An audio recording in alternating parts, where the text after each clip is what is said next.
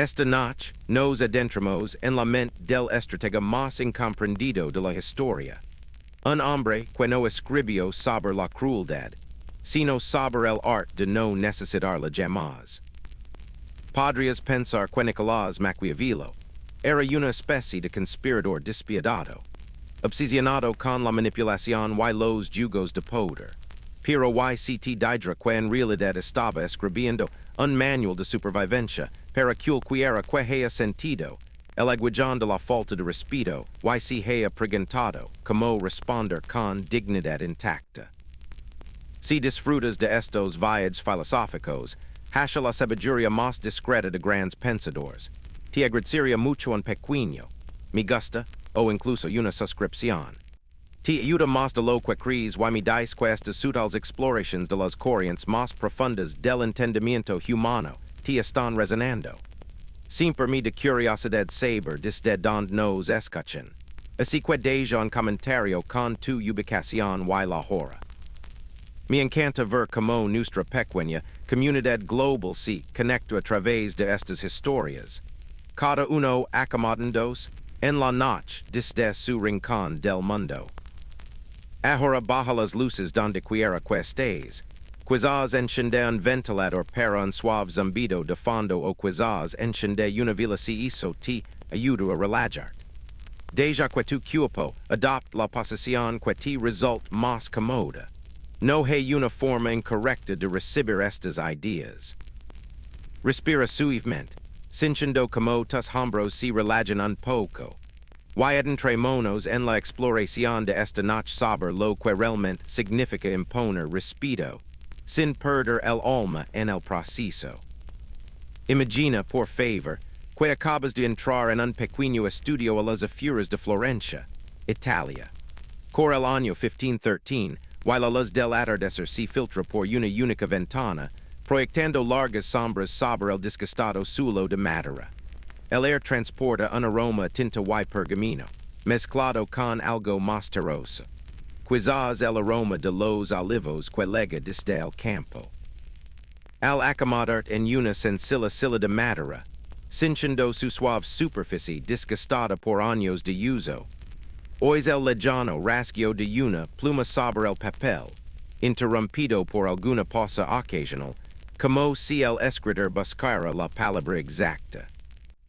Aquí es donde encontramos a Nicolás Maquiavelo, no en un gran palacio planeando la caída de sus enemigos, sino en el exilio, en las sencillas, escribiendo a la luz de las velas sobre algo mucho más profundo que las maniobras políticas. El hombre que tienes ante ti, quizás de 50 años, con el rostro marcado por la experiencia, pero la mirada un penetrante por la inteligencia, acaba de perder lo to do. Su posición, su influencia, su seguridad, todo arrasado por las cambiantes mareas políticas de la Italia renacentista. Quizás reconozcas esta sensación, ese momento en que circunstancias ajenas a tu control te hacen tambalear, cuando te das cuenta de que las reglas que creas que gobernaban tu mundo eran mucho más frágiles de lo que imaginabas. Pero esto es lo que hace que esta escena sea tan notable, y la razón por la que visitamos este estudio, en particular esta noche. Maquiavelo no escribe sobre venganza ni amargura.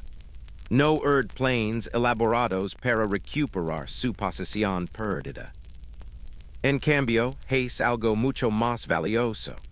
Reflexiona profundamente sobre la naturaleza misma del poder, sobre lo que significa mantener la dignidad y la eficacia en un mundo que no siempre respeta límites, que no siempre juga limpio. Al observarlo escribir, se percibe algo en su comportamiento que podría sorprender. Hay una calma, una especie de comprensión profunda. No es un hombre consumido por la ira ni el resentimiento, aunque sin duda tiene motivos para ambos. Es alguien que ha aprendido a ver más allá de la respuesta emocional inmediata, a algo más profundo y estratégico. Hace una pausa en su escritura, quizá percibiendo tu presencia, y por un instante se vislumbra lo que está tramando. No un manual para tiranos, sino una guía para culquiera que deba navegar por los complejos territorios socials de la interacción humana. Como muchos de nosotros, Maquiavelo había descubierto que el mundo no siempre recompensa la amabilidad con amabilidad, que a veces las buenas intenciones se ven recompensadas con explotación, que en ocasiones alguien pone a prueba tus limites no por malicia, sino simplemente para ver que puede hacer. Aprendió quizás a las malas, que existe una diferencia entre ser amable y ser respetado, entre evitar conflictos y exigir una consideración genuina. Y lo más importante, comprendió que la capacidad de responder estratégicamente en lugar de emocionalmente no consiste en volverse frío o calculador, sino en desarrollar lo que él llamaba verdad, una especie de sabiduría práctica que te permite afrontar los desafíos confusa y gracia. Quizás hayas experimentado esto. Ese momento en que alguien dice algo que parece una prueba, no es exactamente un insulto, pero tampoco una muestra de respeto. Quizás sea un compañero que hace comentarios pasivo-agresivos en las reuniones, un familiar que constantemente traspasa los límites, o un amigo que da por sentada tu generosidad. En esos momentos, probablemente sentiste esa familiar lucha interna entre querer responder con contundencia y querer mantener la paz, entre defender y mantener las relaciones. Maquiavelo comprendió esta lucha profundamente, y descubrió que a menudo existe un tercer camino, uno que preserva tanto tu dignidad como tus relaciones, pero que requiere una fortaleza diferente a la que nos han enseñado a la mayoría. La vida titila alquer la noche, proyectando sombras danzantes sobre las paredes de piedra del estudio. Hay algo reconfortante en esta escena, en ver a alguien reflexionar profundamente sobre problemas tan relevantes hoy como lo fueron hace 500 años. El rasgueo de la pluma continua, firme y decidido, y te das cuenta de que lo que estás presenciando no es el nacimiento de la manipulación ni la astucia, sino el desarrollo de una comprensión más sofisticada de la naturaleza humana. Una que reconoce que el respeto no es algo que se pueda exigir ni esperar, sino algo que se debe ganar mediante la demostración constante de ciertas cualidades. No se trata de convertir en alguien que no eres ni de adoptar una personalidad ajena a tu naturaleza. Se trata de comprender que toda interacción social contiene corrientes invisibles de poder y respeto, y que aprender a navegar estas corrientes con destreza es una de las formas más valiosas de inteligencia que puedes desarrollar. Maquiavelo los llamó desafíos sociales impredecibles. Fortuna como tormentas repentinas que pueden tomarte desprevenido y amenazar con abrumarte. Pero también comprendió que hay una fuerza opuesta, a la que llamó virtud, la capacidad de prepararse para estas tormentas, de responder a ellas estratégicamente e incluso de convertirlas en una ventaja. A medida que la luz se desvence y la habitación se vuelve más silenciosa, te ves inmerso en esta antigua conversación sobre problemas eternos. Es profundamente reconfortante descubrir que los desafíos que enfrentas para mantener tu dignidad y imponer respeto no son nuevos ni exclusivos de nuestra época. Las personas siempre han tenido que lidiar con la falta de respeto, con poner a prueba los límites, con el delicado equilibrio entre ser fuerte y ser amable.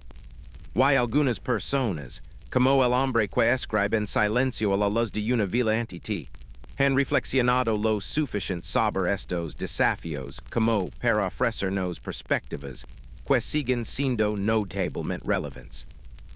El air vespertino, el lejano, sonido de las campanas de la iglesia marcando la hora, y Maquiavelo deja la pluma un momento, estirando los dedos que la han estado agarrando durante horas. En esa breve pausa, se percibe algo profundo, una especie de paz que no proviene de evitar las dificultades de la vida, sino de desarrollar la sabiduría para afrontarlas bien. Esto es lo que estamos aquí para explorar juntos, no como volverse manipulador o calculador, sino como desarolar la fusa interior y la claridad estratégica, que te permiten mantener tus limites sin perder la compasión, imponer respeto sin sacrificar tu autenticidad. A medida que nos preparamos para profundizar en estas perspectivas, quizá notes como el estudio a tu alrededor se ha vuelto más cómodo, como las sombras se han convertido en amigas en lugar de amenazas, como incluso las ideas desafiantes que estamos a punto de explorar se sienten seguras en este contexto de aprendizaje apacible. Este es el don de abordar temas difíciles desde una perspectiva de calma en lugar de urgencia, de filosofía en lugar de resolución inmediata de problemas. Podemos examinar estos conceptos con curiosidad en lugar de desesperación, permitiendo que se asienten en nuestra comprensión como sedimento en agua estancada. Para comprender verdaderamente la intuición de Maquiavelo sobre cómo imponer respeto, primero debemos remontarnos a su mundo. Un lugar donde la supervivencia a menudo dependía de leer las corrientes ocultas del poder, donde un solo error de juicio podía significar el exilio o algo peor, donde la capacidad de desenvolverse en relaciones sociales complejas no era solo una habilidad, sino una necesidad vital. Mientras estas reflexiones se asientan como sedimentos en agua estancada, quizá notes como la sabiduría apacible que exploramos esta noche surgió de circunstancias mucho más turbulentas que las nuestras, pero que, sin embargo, evoca experiencias sorprendentemente familiares. Imaginate caminando por las estrechas calles de Florencia en la madrugada de 1513, cuando la ciudad apenas comenzaba a despertar. Los adoquines bajo tus pies aún estaban humidos por el rocío, y el aire transportaba la mezcla de aromas, a pan recién hecho de las panaderías cercanas, y el aroma terroso de los caballos, y el curo de los establos. Al recorrer estos sinuosos pasajes, pudes escuchar el lejano tañido de las campanas de las iglesias, llamando a los fieles a la oración matutina, acentuado por el suave murmullo del agua de las fuentes que salpicaban las plazas. Este es un mundo suspendido entre el pasado medieval y el futuro renacentista, donde las antiguas tradiciones aún prevalecen, pero nuevas ideas comienzan a transformar la forma en que la gente concibe el poder, la autoridad y la propia naturaleza humana. La Florencia que te rodea es una ciudad en transición, muy similar a los entornos laborales y sociales modernos donde nos encontramos hoy en día con relaciones complejas. Aquí, familias de comerciantes adinerados como los Medici compiten por influencia no solo con la fuerza de las armas, sino mediante alianzas sutiles, matrimonios estratégicos y el cuidadoso cultivo de la reputación. Quizás reconozcas algo familiar en esto. La forma en que la influencia fluye a través de las redes de relaciones, la importancia de ser percibido como confiable, el delicado equilibrio entre ser lo suficientemente fuerte como para ser respetado y lo suficientemente flexible como para ser confiable. Mientras continúa su paseo, imagine tomar un callejon que se aleja del centro de la ciudad, pasando por jardines donde los olivos proyectan sombras motadas bajo la luz de la mañana. Los sonidos de la ciudad se desvanecen gradualmente, reemplazados por la suave sinfonía de los pájaros que saludan al día y el susurro del viento entre las hojas. Es aquí, a unos 1 kilómetros de Florencia, donde encontrará una modesta casa de campo rodeada de viñedos y campos. El hogar temporal de un hombre cuya carrera política ha tenido un final abrupto y humillante.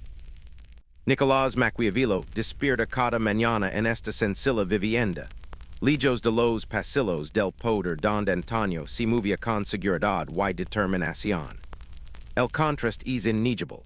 Desde los salones del Palazzo Vecchio, donde se le buscaba consejo en asuntos de Estado, hasta este rústico exilio donde sus preocupaciones más acuciantes giran en torno al precio del grano, y la condición de su pequeño rebaño de ovejas.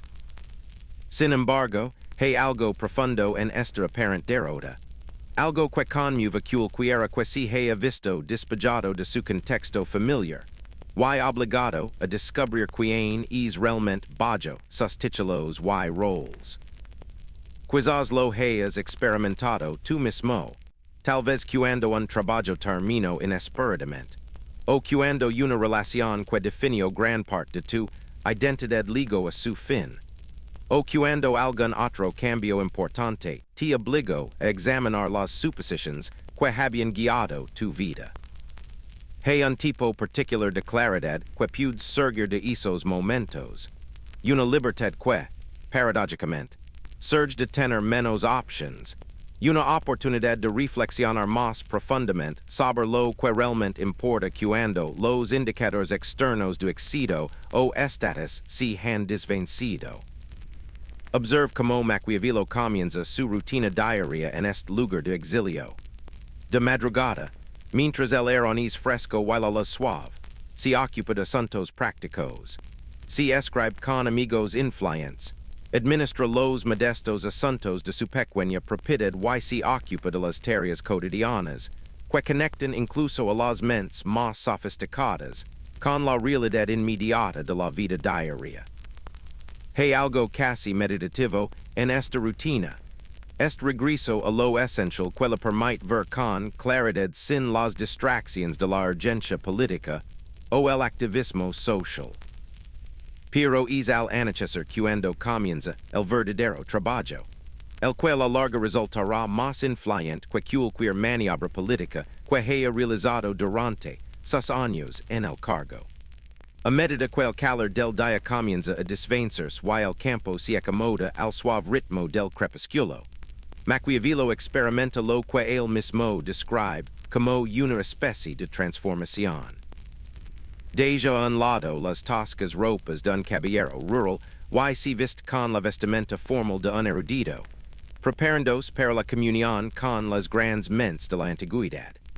Este ritual de cambio de ropa puede parecer pintoresco, pero representa algo profundo sobre el paso de lo práctico a lo contemplativo, de lidiar con problemas inmediatos a lidiar con preguntas atemporales.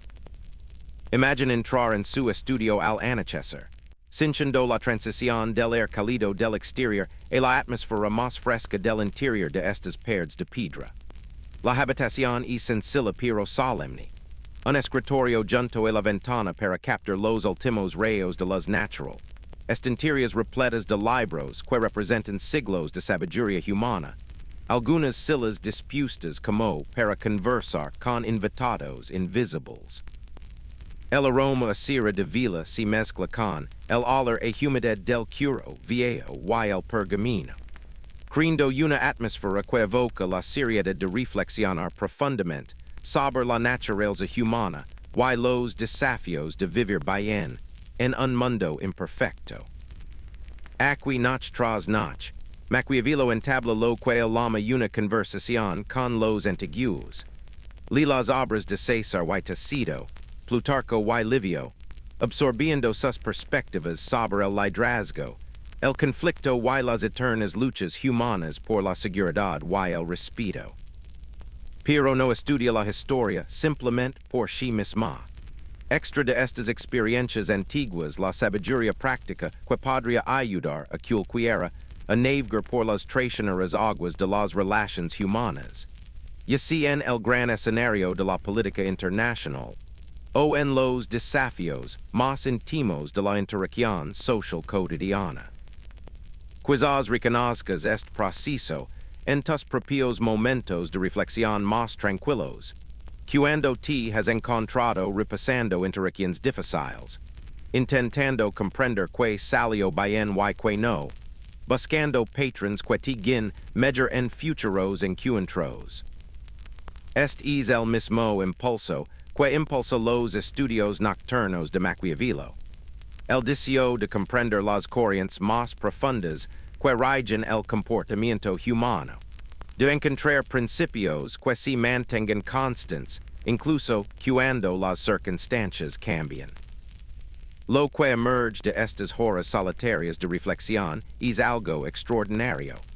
No un manual cínico de manipulación, como a menudo se malinterpreta su obra, sino una evaluación lúcida de cómo funciona realmente el poder en las relaciones humanas.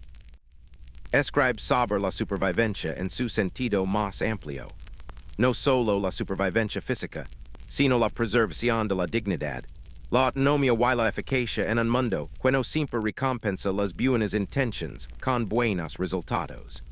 Esta es una sabiduría nacida de la experiencia, probada por el fracaso y refinada mediante la observación minuciosa de lo que funciona y lo que no en la compleja interacción humana. El panorama político que rodea el exilio de Maquiavelo ayuda a explicar por qué estas ideas resultan tan relevantes hoy en día. La Italia renacentista es un maseco de ciudades-estado en competencia, cada una con sus propios intereses, alianzas y ambiciones. No existe una autoridad superior que imponga las reglas del juego limpio, ni un árbitro neutral al que recurrir cuando surgen conflictos. El éxito depende enteramente de la capacidad de interpretar las situaciones con precisión, de responder estratégicamente en lugar de meramente emocionalmente, y de forjarse una reputación que disuada la agresión y fomente la cooperación. Les suena familiar. Este es esencialmente el mismo entorno en el que nos desenvolvimos en nuestros lugares de trabajo, grupos sociales e incluso dinámicas familiares modernos. Espacios donde existen reglas formales, pero las dinámicas de poder informales suelen ser más importantes. En este mundo de alianzas cambiantes y agendas ocultas, Maquiavelo observa que quienes sobreviven y prosperan comparten ciertas características. Entienden que las intenciones importan menos que los resultados, que ser siempre predecible en las respuestas a la falta de respeto es más valioso, que ser uniformemente amable, y que a veces lo más amable que se puede hacer por alguien es estable ser un límite claro que le impida cruzar límites de los que luego se arrepienta. Estas percepciones no surgen del deseo de dominar a los demás, sino de una profunda comprensión de lo que se requiere para mantener el respeto mutuo en relaciones donde el poder fluctúa constantemente. Quizás lo más importante es que Maquiavelo reconoce que los desafíos que analiza no son exclusivos de su época ni de sus circunstancias. Las cuestiones fundamentales que aborda, como responder a la falta de respeto, como mantener la dignidad bajo presión, como equilibrar la fuerza con la compasión, son inquietudes humanas perennes que cada generación debe afrontar de nuevo. Las tácticas específicas pueden evolucionar, pero la dinámica subyacente se mantiene notablemente constante a lo largo de los siglos y las culturas. A medida que las vilas se apagan en su estudio nocturno, proyectando sombras más largas en las paredes, Maquiavelo continúa su paciente labor de destilar las complejas interacciones humanas en principios que pueden guiar la toma de decisiones bajo presión. No escribe solo para principios, sino para cualquiera que deba tomar decisiones estratégicas sobre cómo responder cuando se ponen a prueba sus límites, si cuestiona su dignidad o si explota su buena fe. La sabiduría que emerge de este humilde estudio en una graña eventualmente trascenderá las convulsiones políticas de la Italia renacentista, y se dirigirá a cualquiera que alguna vez se haya preguntado cómo mantener su integridad mientras navega con eficacia por los inevitables conflictos de las relaciones humanas. Esta comprensión del contexto la de un hombre que reflexiona profundamente sobre problemas atemporales mientras se encuentra rodeado por las presiones inmediatas de la inestabilidad política, plantea naturalmente la pregunta de qué ideas específicas surgen de este periodo de reflexión. Los principios que cristalizaron durante estas largas horas vespertinas de estudio y contemplación demostrarían una notable perdurabilidad, ofreciendo un marco para comprender no solo las maniobras políticas, sino también las dinámicas fundamentales que rigen todas las interacciones humanas donde el respeto y el poder están en juego. Al adentrarnos en el mundo contemplativo de Maquiavelo, descubrimos algo profundo sobre la naturaleza misma de la fuerza. Y si la fuerza no consiste en no ser desafiado, sino en cómo respondes cuando inevitablemente lo son. Esta pregunta pers flotar en el aire de ese estudio a la luz de las vilas, donde un hombre, despojado de su poder político, descubre algo mucho más valioso que cualquier título o posición.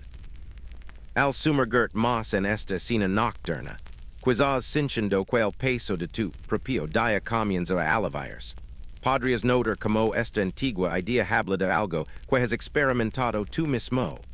Esos momentos en los que la vida te presenta algo inesperado, algo que pone a prueba no solo tu paciencia, sino también tu propia identidad.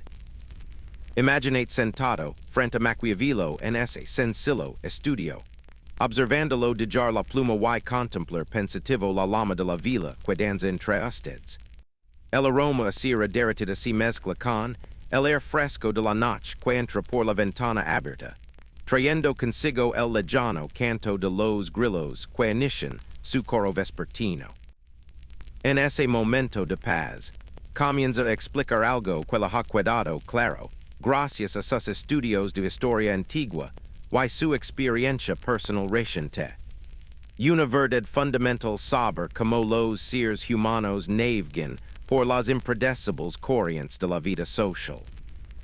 Hay dos fuerzas, podría decir, con voz tranquila pero segura en el crepúsculo, que moldean cada encuentro humano, cada relación, cada momento en que el respeto pende un hilo. La primera fuerza explica, usando la palabra italiana que tiene un significado más profundo que su traducción al inglés, es fortuna, un concepto que abarca mucho más que la simple suerte o casualidad. Imagine fortuna como podría imaginarse un río en crecida primaveral, crecido por el deshilo y las lluvias otoñales, poderoso más allá de lo previsto, capaz de barrar los plains más cuidadosamente construidos y dejar paisajes enteramente nuevos a su paso. Fortuna en el contexto de las relaciones humanas representa todos esos momentos en los que las decisiones de otra persona se estrellan contra tu mundo cuidadosamente ordenado, como ese río desbordado. Quizás reconozcas esta fuerza por experiencia propia. El colga que de repente se atribuye el mérito de tu trabajo durante una reunión importante. El familiar que te hace un comentario more desjusto cuando te sientes vulnerable. El amigo que siempre llega tarde, tratando tu tiempo como menos valioso que su propia conveniencia. Estos no son desastres naturales. Son manifestaciones de fortuna en su forma social. Momentos en que las acciones o actitudes de otras personas desafian tu sentido de dignidad, tus límites, tu propia identidad. La segunda fuerza, que Maquiavelo llama virtud, es la respuesta de la humanidad a fortuna el poder impredecible de, pero aquí es donde su perspicacia se vuelve particularmente matizada, donde la sabiduría de su enfoque se revela de maneras que podrían sorprender. Virtud no es virtud en el sentido convencional. No se trata de ser amable, complaciente o poner la otra mejilla ante un desafío. Representa algo más sofisticado. La capacidad de responder estratégicamente, no solo emocionalmente. La capacidad de afrontar retos inesperados con una flexibilidad interior que mantiene la integridad esencial y se adapta a circunstancias no elegidas. Piensa en verdad como la sabiduría de la ingeniería, que construye diques y canales antes de que llegue la temporada de inundaciones, que estudia los patrones de tormentas pasadas para prepararse para las futuras, que entiende cómo trabajar con fuerzas poderosas en lugar de simplemente esperar que no aparezcan. Cuando alguien falta el respeto. Virtudes lo que te permite hacer una pausa en ese momento crucial entre su acción y tu respuesta. Para elegir una reacción que sirva a tus intereses a largo plazo en lugar de solo a tu impulso emocional inmediato. Quizás hayas experimentado este tipo de pensamiento estratégico en tus momentos más tranquilos. Tal vez al reflexionar sobre una conversación difícil y darte cuenta de que tu reacción inicial, ira, dolor, el deseo de contraatacar no te serviría de nada. En esos momentos de claridad, estás tocando algo más cercano a lo que Maquiavelo quiere decir con virtud. La sabiduría para responder a los desafíos de maneras que fortalezcan en lugar de debilitar su posición. Que construyen en lugar de erosionar su reputación de ser alguien a quien no se puede manipular fácilmente. La belleza de este marco reside en cómo replantea nuestra relación con el conflicto y la falta de respeto. En lugar de ver estos desafíos como experiencias puramente negativas que deben evitarse, virtud los reconoce como características inevitables de la vida social que, de hecho, pueden convertirse en oportunidades para demostrar y desarrollar fuerza. Es similar a como un maestro jardinero no maldice las heladas invernales, sino que aprovecha esos meses duros para planificar la primavera, entendiendo que ambas estaciones cumplen funciones esenciales en el ciclo de crecimiento más amplio. Al contemplar esta sabiduría ancestral, quizá notes como ofre cierto alivio del imposible estándar de armonía perpetua que a veces promueve la cultura moderna. La perspectiva de Maquiavelo sugiere que el conflicto no es señal de fracaso en nuestras relaciones o comunidades. Simplemente forma parte del clima de la interacción humana, tan natural y inevitable como las tormentas que se desplazan por un paisaje. Lo importante no es si nos enfrentamos a estas tormentas, sino la habilidad con la que las sortimos cuando lleguen. Esta perspectiva transforma la falta de respeto de un ataque personal en algo más parecido a una prueba de competencia, similar a como un marinero ve el mal tiempo no como una injusticia cósmica, sino como una oportunidad para demostrar su destreza marinera. El objetivo no es eliminar la posibilidad de mares agitados, está fuera del control de cualquiera, sino convertirse en el tipo de persona capaz de mantener el rumbo y la dignidad sin importar las condiciones. Quizás lo más importante es que este marco revela algo crucial sobre la naturaleza misma del respeto. El respeto no es algo que recibimos principalmente porque somos buenas personas y lo merecemos. Es algo que ganamos mediante la demostración constante de verdad, al demostrar a los demás, encuentro tras encuentro, que poseemos los recursos internos para afrontar los desafíos con calma y eficacia. Las personas respetan a quienes no se desestabilizan fácilmente, no porque les temen, sino porque reconocen una cualidad de fuerza interior que se siente admirable y digna de confianza. Curiosamente, esta antigua idea concuerda notablemente con lo que la psicología moderna nos dice sobre la regulación emocional y la resiliencia. La persona que puede pasar entre el estímulo y la respuesta, que puede extraer sus facultades de razonamiento superiores incluso cuando se siente provocada, que puede elegir sus batallas sabiamente en lugar de reaccionar impulsivamente a cualquier deseo. Esta persona no solo practica una buena higiene emocional, sino que encarna exactamente lo que Maquiavelo quería decir con virtud. La luz de las vilas vuelve parpadear en estudio apacible, proyectando sombras cambiantes sobre las paredes de piedra a medida que estos conceptos atemporales se van asimilando con mayor profundidad. Quizás te encuentras pensando en tu propia vida, en momentos en los que has sortido con éxito dinámicas sociales desafiantes, y en otros en los que no, comenzando a ver patrons que tal vez antes no eran visibles. Hey algo a la vez humilde y empodrador en reconocer que estos desafios son universals, que incluso los pensadores más sofisticados a lo largo de la historia han lidiado con las mismas preguntas fundamentals sobre cómo mantener la dignidad al vivir entre otros seres humanos complejos y impredecibles. Como este marco de verdad y fortuna e medida que sea clara, como objetos que emergen de la niebla matutina, uno empieza a percibir como este fundamento filosófico sustenta perspectivas más específicas sobre la mecánica misma de imponer respeto. La interacción entre estas dos fuerzas, entre los desafios que no podemos controlar y las respuestas que sí podemos controlar, crea un espacio donde la sabiduría práctica se hace posible, donde las ideas antiguas se transforman en guía moderna para navegar por la delicada arquitectura de las relaciones humanas.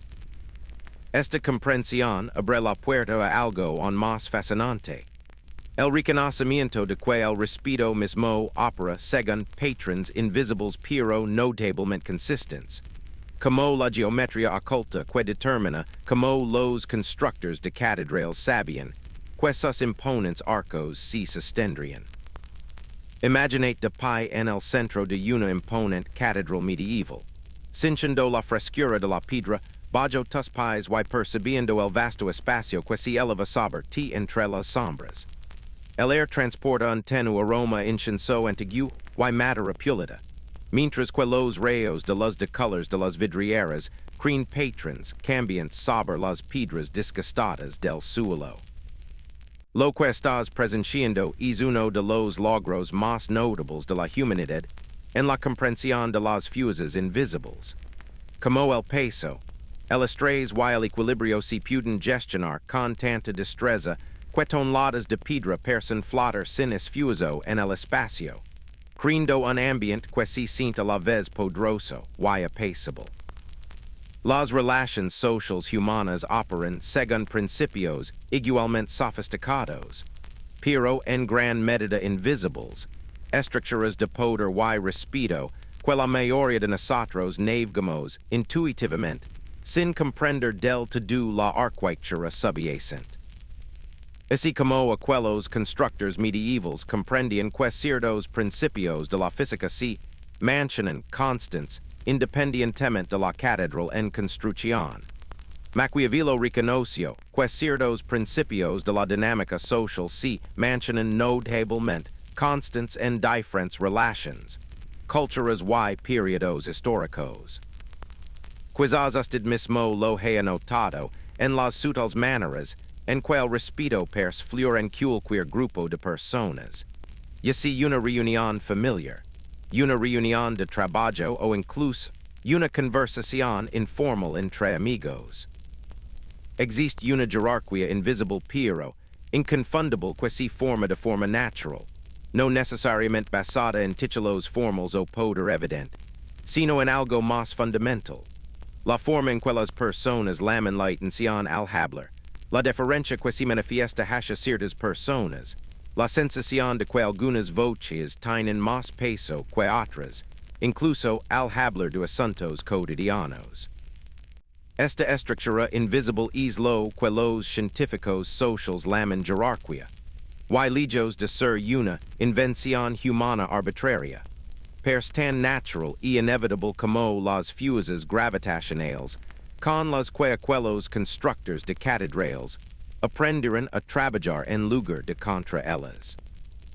En todo grupo humano estable, desde pequeñas familias hasta grandes organizaciones, los patrons de dominio y diferencia emergen orgánicamente, creando lo que los investigadores describen como la arquitectura social dentro de la cual se desarrollan todas nuestras interacciones. Pero aquí es donde la idea de Maquiavelo se vuelve particularmente valiosa. Si bien no podemos controlar si estas jerarquías existen, son tan inevitables como fortuna en sí, podemos desarrollar verdad en cómo nos posicionamos dentro de ellas. La clave reside en comprender que tu lugar en cualquier jerarquia social no se determina principalmente por credentials formals o valor intrínseco, sino por algo mucho más dinámico y controllable, tu reputación.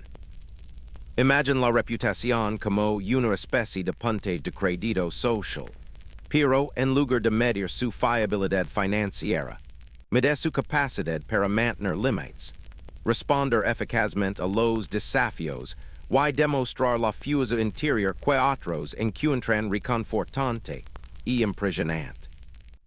A diferencia del estatus, que podría asignar según el puesto de trabajo o la posición familiar, la reputación se construye a partir de la experiencia acumulada sobre cómo se manejan las inevitables pruebas que presenta la vida social.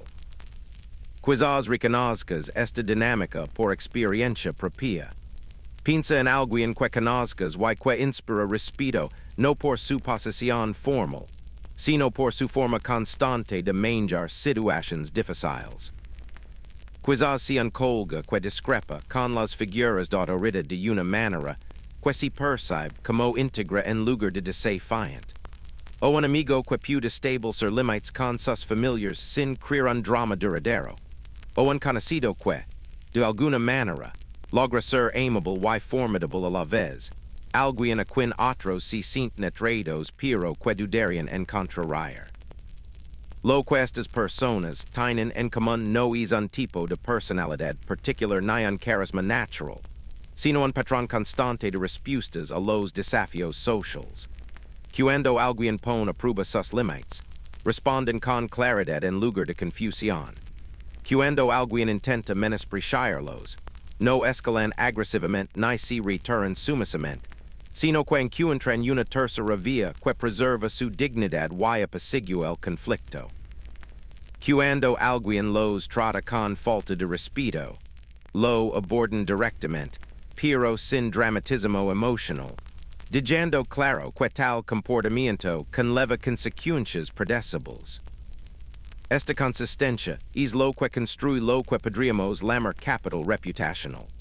La confianza acumulada de que se puede contar con usted para afrontar las dificultades sociales con sabiduría y fortaleza. Es similar a como un banco genera confianza no con grandes gestos, sino mediante el desempeño confiable de sus transacciones diarias, demostrando con el tiempo que se puede confiar en él para lo que más importa a la gente. Curiosamente, este enfoque reputacional del respeto revela algo contradictorio sobre el poder social. Quienes inspiran el respeto más auténtico no suelen ser quienes buscan el poder con mayor agresividad, sino quienes demuestran con mayor constancia que pueden manejarlo con responsabilidad.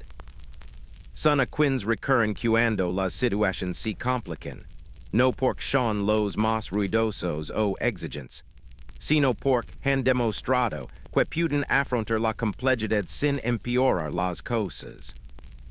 Al contemplar esta arquitectura invisible del respeto, quizá notes cómo transforma tu comprensión de los momentos en que alguien te trata con falta de respeto. En lugar de ver estos incidentes como ataques aleatorios a tu valía personal, puedes empezar a reconocerlos como oportunidades para demostrar y desarrollar la capacidad de respuesta estratégica que construye un respeto duradero. Cada desafío se convierte menos en una agresión personal y más en una prueba de competencia. Similar a como un marinero experto ve el mal tiempo no como una injusticia cósmica, sino como una oportunidad para demostrar su destreza marinera. Este cambio de perspectiva puede ser sumamente liberador. En lugar de tomar la falta de respeto como algo personal, como si reflejara alguna deficiencia fundamental en ti, puedes abordarla de forma más estratégica, preguntando qué tipo de respuesta sería la mejor para tu reputación a largo plazo de ser alguien que gestiona los desafíos con elegancia y eficacia. El objetivo no es ganar todas las batallas, sino demostrar constantemente que interactuar contigo de forma irrespetuosa con leva costos, que la mayoría de la gente preferiría evitar. Quizás lo más profundo de esta comprensión revela que el respeto no es principalmente algo que se recibe por ser una buena persona que lo merece, sino algo que se gana mediante la demostración hábil de ciertas cualidades que otros consideran valiosas y reconfortantes. Se trata menos de valor moral y más de competencia social. La capacidad de navegar por las complejas corrientes de la interacción humana de maneras que generan confianza en lugar de erosionarla, que crean estabilidad en lugar de caos, que demuestran fortaleza sin sacrificar la compasión. La luz del atardecer en esa catedral imaginaria ha cambiado, creando sombras más largas entre las enormes columnas, y la sensación de sabiduría ancestral incrustada en la piedra se vuelve casi tangible. Hay algo profundamente reconfortante en reconocer que los desafíos que enfrentas para inspirar respeto no son exclusivos de tus circunstancias particulares ni de tu momento histórico, sino que forman parte del eterno proyecto humano de aprender a vivir hábilmente entre otros seres humanos complejos y impredecibles. Esta constatación, naturalmente, plantea interrogantes sobre los mecanismos específicos mediante los cuales se construye y se mantiene el respeto. Si la reputación es, de hecho, la monda que determina nuestra posición en la jerarquía invisible de cualquier grupo social, comprender cómo se forma y influye en ella se convierte en un conocimiento esencial. Los principios son sorprendentemente consistentes, pero su aplicación requiere una sabiduría práctica que transforma la comprensión abstracta en respuestas específicas, y hábiles a los inevitables momentos en que se ponen a prueba nuestros límites y se cuestiona nuestra dignidad. Avanzando en este camino filosófico, encontramos lo que podría ser la visión más profunda y contraintuitiva de Maquiavelo sobre las relaciones humanas, una que desafía gran parte de lo que la cultura moderna nos enseña sobre la naturaleza de la armonía social. Imaginate regresar a ese, tranquilo, estudio a las afueras de Florencia, donde las vilas se han apagado y las sombras se han alargado contra las paredes de piedra. El air nocturno trae el suave canto de los grillos y el lejano susurro de las hojas de olivo con la brisa vespertina, creando una atmósfera de serena contemplación. Al acomodar en la familiar silla de madera, cinchando su superficie disgustada y suave bajo tus manos, notas que Maquiavelo ha dejado de lado su correspondencia con filósofos antiguos y ahora escribe algo más inmediato, más práctico. Observations sobre el delicado equilibrio entre ser amado y ser respetado en las relaciones humanas. Y si ser apreciado universalmente no fuera realmente el camino hacia el respeto duradero. Esta pregunta flota en el air como el incienso, desafiando las suposiciones que la mayoría levamos desde la infancia. Nos enseñan desde pequeños que ser amables, servicials y agradables nos hará populares y seguros en nuestras relaciones. Sin embargo, la cuidadosa observación de Maquiavelo, tanto de figuras históricas como de interacciones humanas cotidianas, revela algo más complejo, que a menudo existe una relación inversa entre ser siempre agradable y ser genuinamente respetado. Piensa por un momento en las personas de tu vida que inspiran el mayor respeto.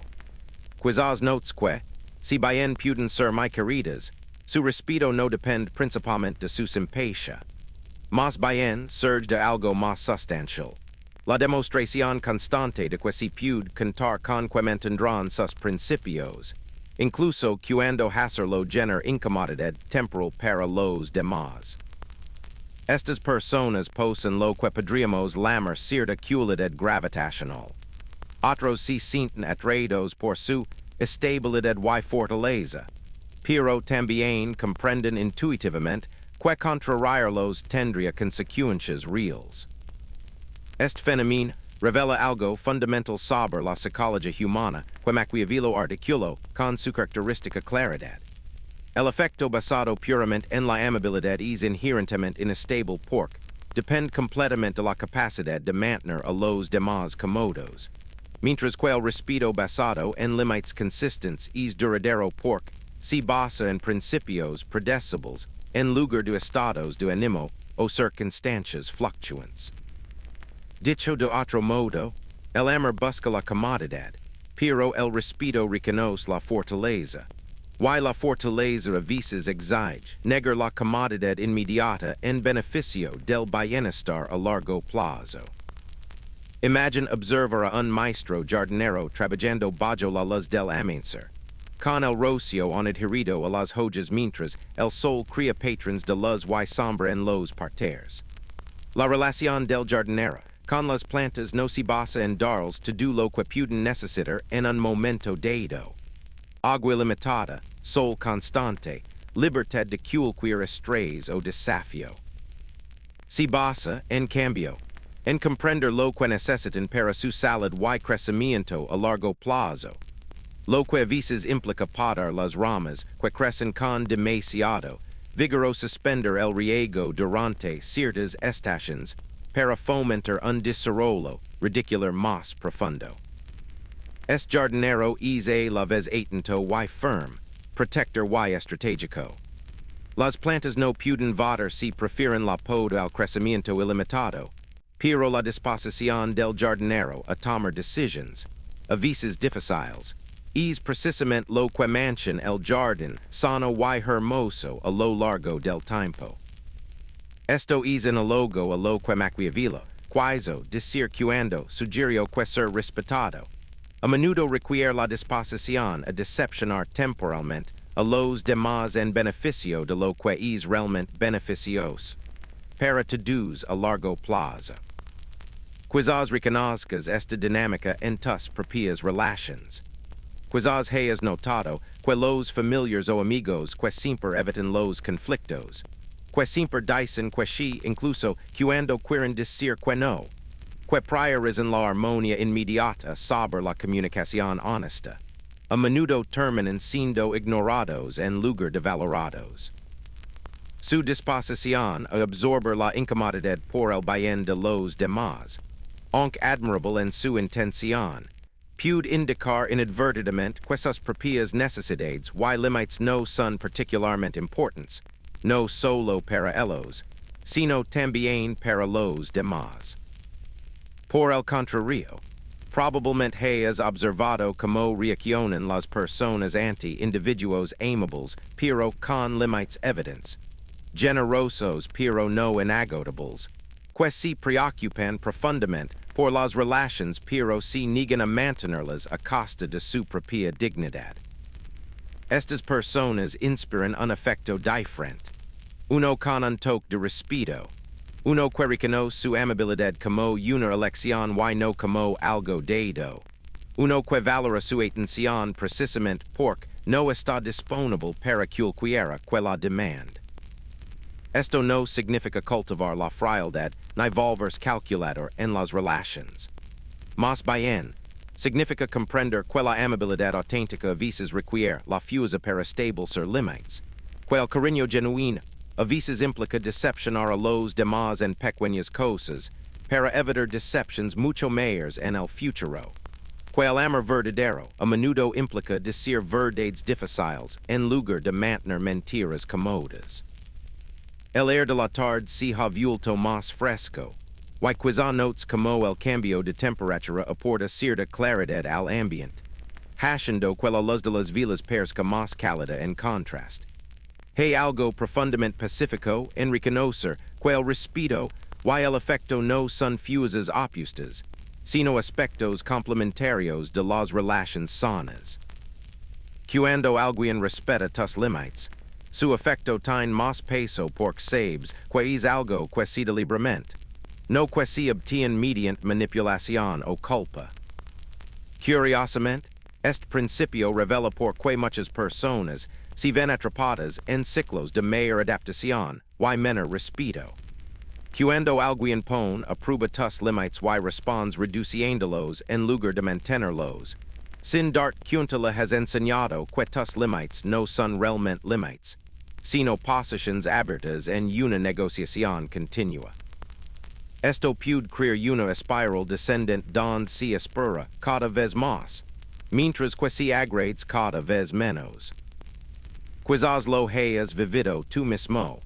Momentos en los que tu disposición a ser infinitamente comprensivo no se vaya correspondida con gratitud, sino con exigencias cada vez mayores. Cuando tu flexibilidad se interpretó como debilidad en lugar de fortaleza. Cuando tu deseo de evitar conflictos, sin darte cuenta, creó conflictos mucho mayores en el futuro. Estas experiencias no son defectos de carácter, sino consecuencias naturales de no comprender la relación entre los límites y el respeto. El enfoque alternativo, lo que podríamos llamar firmeza respetuosa, implica una especie de consistencia suave que puede resultar extraña si estás acostumbrado a priorizar la armonía inmediata por encima de todo. Significa aprender a decir que no con amabilidad, pero sin justificaciones extensas, a establecer límites con calma, pero sin disculpas, a decepcionar a los demás ocasionalmente en lugar de decepcionar a ti mismo constantemente. Este cambio requiere desarrollar lo que Maquiavelo reconociera como verdad en el ámbito interpersonal, la capacidad de mantener la calidez y el cariño, a la vez que se mantiene firme y claro sobre lo que se aceptará y lo que no. Es similar a la diferencia entre un río que serpentea suave pero constantemente hacia el mar, eliminando cualquier obstáculo que encuentra gracias a su perseverancia paciente. Y una crecida repentina que parece poderosa pero se disipa rápidamente, dejando poco impacto duradero en el paisaje. A medida que estas ideas se asientan en tu comprensión, como sedimento en agua estancada, podrías notar cómo esta perspectiva transforma tu relación con el conflicto. En lugar de ver los desacuerdos o el establecimiento de límites como amenazas a la armonía, puedes empezar a verlos como un mantenimiento necesario en la arquitectura del respeto. Pequeños ajustes que previenen el desarrollo de problemas estructurales mucho mayores con el tiempo. Las velas se han apagado aún más, y las sombras en el estudio se han profundizado, creando rincones de oscuridad entre charcos de luz dorada.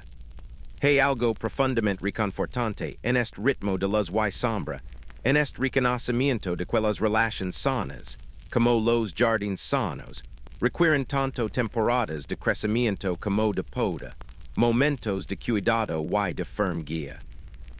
Esta comprensión del delicado equilibrio entre la calidez y los límites, entre el cariño y la firmeza, nos invita naturalmente a explorar las maneras prácticas en que estos principios podrían manifestarse en las interacciones cotidianas. Cómo se traduce esta sabiduría ancestral en los momentos específicos en que alguien cruza una línea o pone a prueba un límite. Cómo se ve realmente la firmeza respetuosa cuando se aplica a las complejas dinámicas sociales que vivimos a diario. Desde las relaciones familiares hasta las interacciones laborales y las amistades que se han desequilibrado gradualmente con el tiempo. Al reflexionar sobre estas preguntas, quizá notes como el marco teórico que hemos estado explorando comienza a cristalizar en algo más tangible. Un conjunto de herramientas que se sienten a la vez antiguas en su sabiduría y sorprendentemente modernas en su aplicación. Imaginate pasando por un tranquilo jardín al atardecer, donde la luz dorada se filtra entre las hojas y crea patrones de calidez y frescura a lo largo de los sinuosos senderos. El aire transporta la sutil fragancia de lavanda y romero, hierbas cultivadas durante siglos no solo por su belleza, sino también por sus propiedades prácticas, curación, protección y claridad mental. Al recorrer lentamente estos senderos, Cinchando la suave tierra bajo tus pies y escachando el suave murmullo del agua de una fuente lejana. Te encuentras con tres zonas distintas del jardín. Cada una mostrando un principio de cultivo diferente y ofreciendo su propia lección sobre el arte de establecer límites respetuosos. Quizás hayas notado ese momento en que alguien dice algo que parece una prueba. No es exactamente un insulto, pero tampoco es respeto. Es ese sutil comentario inquisitivo de un colga que sugiere que tu idea necesita mucho más trabajo delante de tu el equipo. O el familiar que hace una broma sobre tu apariencia o tus decisiones que, por alguna razón, nunca resulta especialmente graciosa. O el amigo que siempre llega 20 minutos tarde a tus reuniones, como si tu tiempo fuera menos valioso que lo que los retraso. Estos momentos transmiten una energía particular, la sensación de que algo importante se está negociando bajo la superficie de la conversación ordinaria. En la primera zona de este jardín imaginario, se descubre una sección dominada por altos y serenos árboles de hoja, por en que se yerguen en perfecta quietud a pesar de la suave brisa que acaricia sus ramas. Estos árboles demuestran la primera herramienta que surge de las ideas de Maquiavelo, el poder del silencio estratégico. No se trata de la indiferencia ni del retraimiento pasivo-agresivo que castiga a los demás por su comportamiento, sino más bien de la decisión consciente de responder a los comentarios provocadores con una presencia a la vez pacífica y inconfundiblemente fuerte.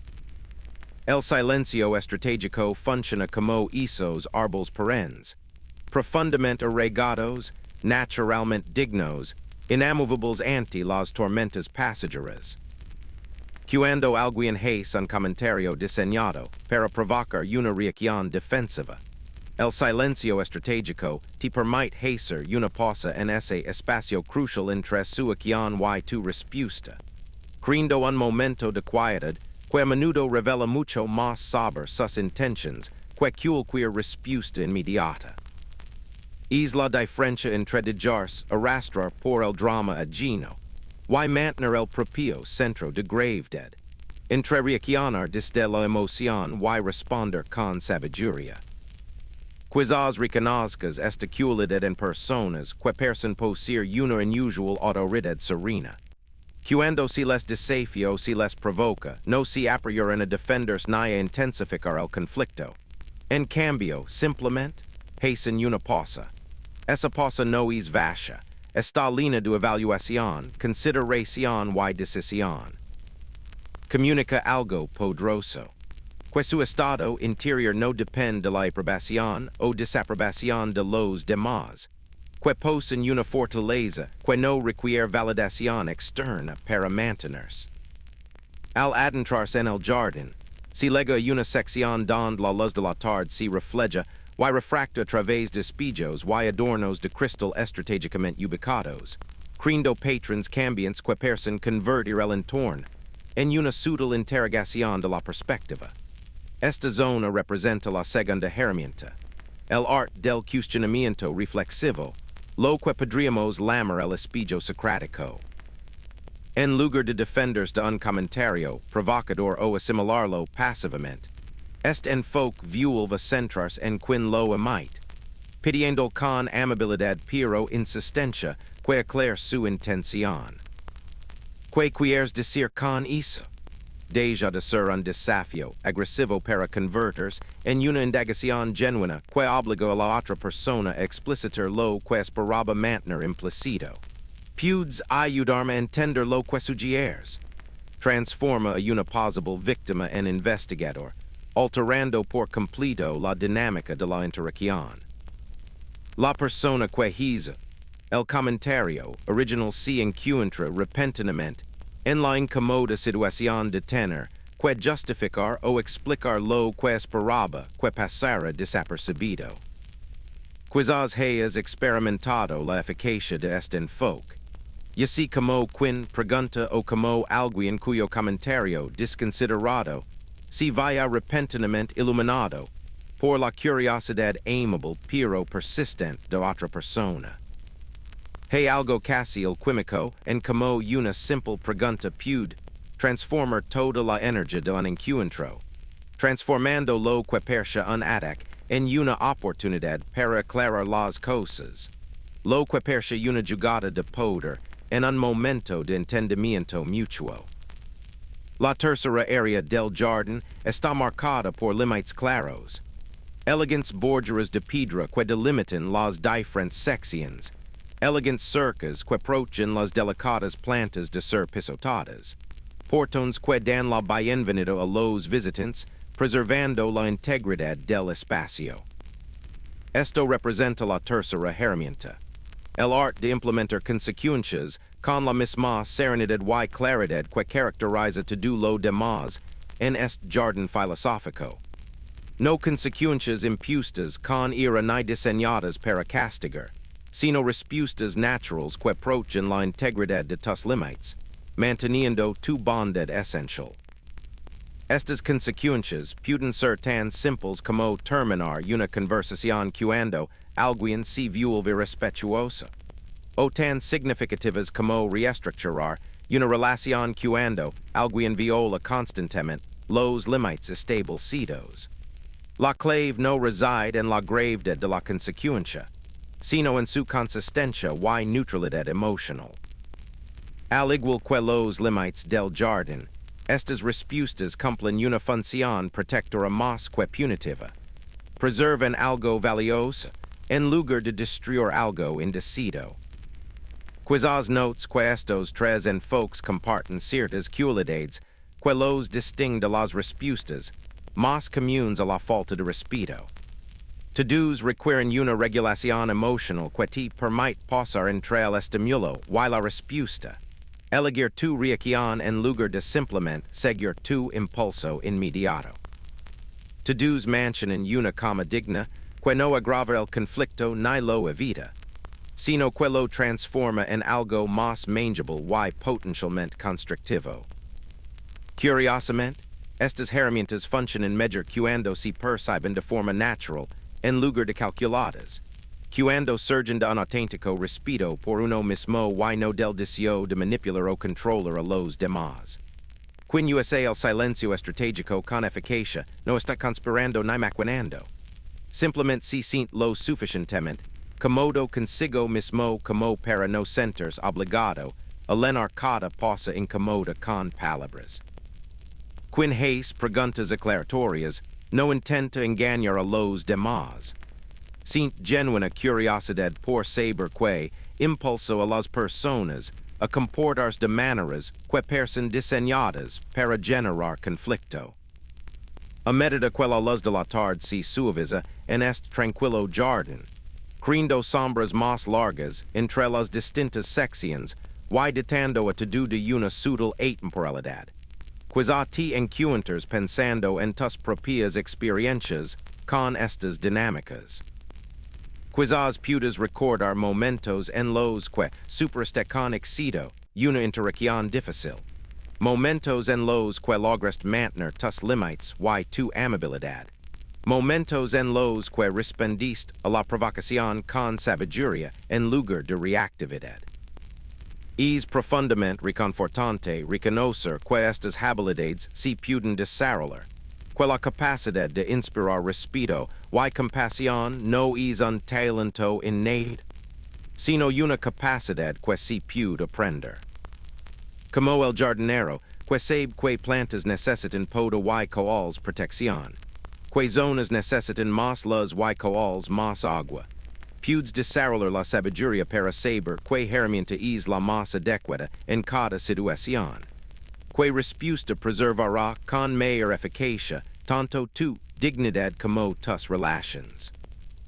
El suave sonido del agua fluye a través de este espacio contemplativo, creando una sensación de continuidad y paz que parece reflejar los ritmos más profundos de la sabia interacción humana.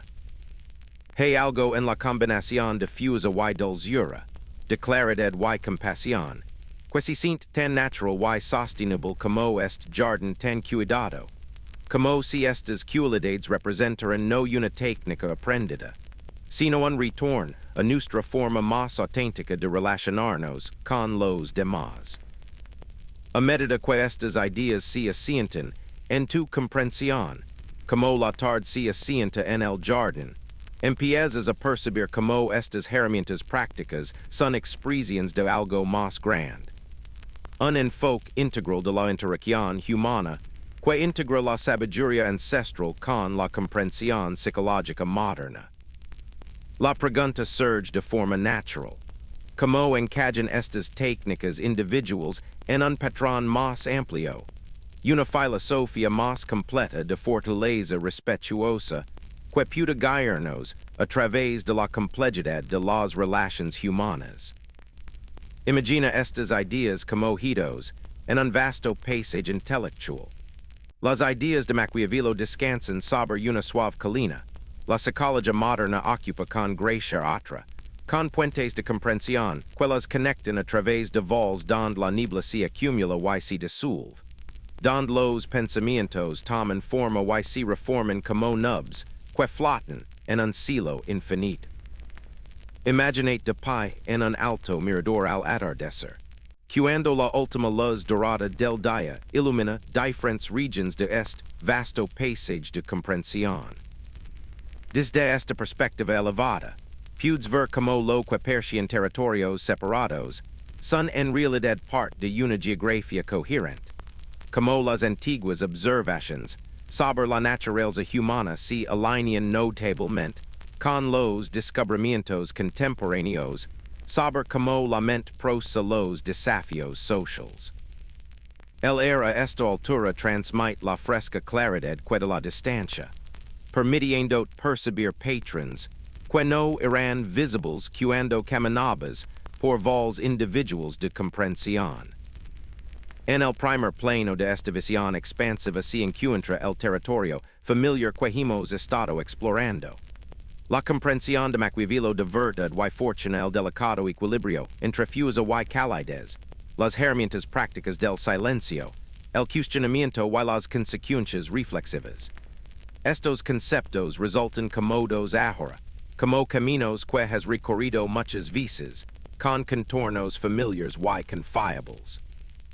Pero a medida que tu mirada recorre este paisaje intelectual, empiezas a notar como estas antiguas percepciones se conectan a la perfección con las cimas distantes de la comprensión moderna.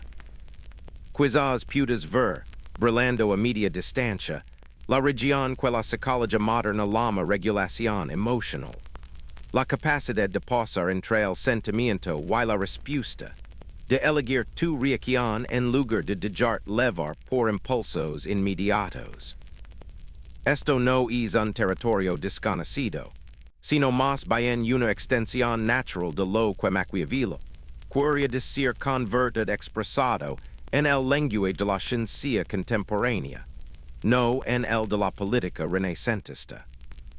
Quien puede usar el silencio estratégico con eficacia no emplea ninguna técnica manipuladora, sino que simplemente demuestra una forma sofisticada de autogestión. La capacidad de mantener la calma incluso cuando otros intentan desestabilizarla. Quizás reconozcas esta conexión en tu propia experiencia de aquellos momentos en los que supiste con éxito una interacción difícil. En esos casos, no seguías un guión ni empleabas una estrategia, sino que accedías a un estado de calma interior que te permite responder con sabiduría en lugar de con reactividad. La investigación moderna confirma lo que Maquiavelo intuyó hace siglos, que las personas que inspiran mayor respeto son aquellas que han desarrollado lo que los psicólogos llaman inteligencia emocional, la capacidad de reconocer, comprender y gestionar hábilmente tanto sus propias emociones como sus respuestas a los estados emocionales de los demás. Al recorrer este panorama de comprensión, observas otra región donde la sabiduría antigua y la perspectiva moderna convergen armoniosamente. El territorio que los investigadores denominan condicionamiento operante, donde las consecuencias moldean el comportamiento de forma predecible. El principio científico es elegantemente simple.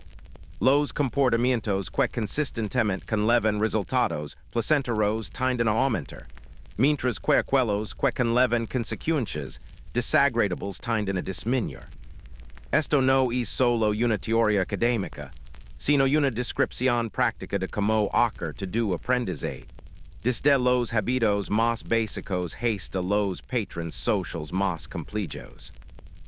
Cuando Maquiavelo sugirió que el respeto se construye mediante la constante demostración de límites, en lugar de una adaptación constante, describía este mismo principio psicológico con un lenguaje diferente. Quien responde a la falta de respeto con consecuencias claras y serenas no es cruel ni manipulador. Simplemente permite que los procesos naturales de aprendizaje se desarrollen. Enseñar a los demás, mediante una experiencia amable pero constante, que ciertos comportamientos tienen sus consecuencias, mientras que otros conllevan beneficios. Curiosamente, esta perspectiva revela algo profundo sobre la naturaleza misma de la bondad. La verdadera compasión a veces requiere permitir que los demás experimenten las consecuencias naturales de sus decisiones en lugar de protegerlos de toda incomodidad. Es similar a como un padre amoroso podría permitir que un hijo experimente la pequeña decepción de las consecuencias naturales en lugar de rescatarlo constantemente de cada pequeña dificultad, entendiendo que esta incomodidad temporal contribuye al propósito mayor de desarrollar sabiduría y autoconciencia. A medida que la luz continúa cambiando a través de este vasto panorama de comprensión, iluminando diferentes aspectos y creando nuevos patrones de sombras y brillos, uno comienza a notar cómo estos principios psicológicos explican por qué ciertos enfoques de respeto y límites son más efectivos que otros. La distinción entre el silencio estratégico y la obstrucción dañina, por ejemplo, se vuelve más clara cuando se analiza a través de la lente de la regulación emocional y los patrones de comunicación saludables. El silencio estratégico surge de la fuerza interior y la capacidad de decisión. Es una decisión consciente de hacer una pausa en lugar de reaccionar, de crear espacio para la sabiduría en lugar de llenarlo con palabras potencialmente dañinas. La evasión, en cambio, representa una ruptura de la regulación emocional, un bloqueo protector que se produce cuando alguien se siente abrumado y no puede procesar la interacción de forma constructiva. Los comportamientos externos pueden parecer similares, pero los estados internos y los efectos a largo plazo son completamente diferentes. Quizás hayas experimentado ambos estados y puedes reconocer la diferencia en tu propio cuerpo y mente. El silencio estratégico te da calma y equilibrio, como estar en el ojo de una tormenta donde tu permaneces en calma a pesar del movimiento a tu alrededor. Obsesionarte se siente más como estar congelado o atrapado, aislado tanto de tus propios recursos como de tu conexión con los demás, incapaz de conectar aunque quisieras. La luz del atardecer se ha suavizado, creando ese momento mágico en el que los rasgos individuals del paisaje comienzan a fundirse en patrones más amplios, cuando los límites entre las diferentes regiones se difuminan y la unidad subyacente se hace más evidente. Desde esta perspectiva, se puede ver como todas estas diversas perspectivas, antiguas y modernas, filosóficas y psicológicas, son en realidad expresiones de una comprensión única y más profunda de lo que significa vivir hábilmente entre otros seres humanos complejos. Esta comprensión reconoce que los humanos somos criaturas fundamentalmente sociales que hemos desarrollado mecanismos sofisticados para gestionar relaciones, establecer jerarquías y mantener la cooperación dentro de los grupos. El afán de respeto no es vanidad ni ego, sino un instinto fundamental de supervivencia. El reconocimiento de que nuestro bienestar depende en gran medida de nuestra capacidad para mantener posiciones seguras y dignas dentro de nuestras redes sociales. Al mismo tiempo, esta perspectiva reconoce que el mundo moderno presenta desafíos que nuestra programación evolutiva no anticipó. Debemos gestionar las relaciones con personas con las que no tenemos parentesco, en contextos que cambian rápidamente, con consecuencias que van mucho más allá de la supervivencia inmediata. Esto requiere desarrollar lo que podríamos llamar inteligencia social, la capacidad de aplicar conscientemente la sabiduría en lugar de confiar únicamente en el instinto, de elegir respuestas basadas en sus efectos a largo plazo en lugar de su satisfacción emocional inmediata. Las estrellas comienzan a aparecer en el cielo que se oscurece sobre este paisaje de comprensión. Su luz distante crea una sensación de inmensidad y continuidad que conecta este momento con todos los momentos a lo largo de la historia en los que los seres humanos han lidiado con estas mismas preguntas fundamentales.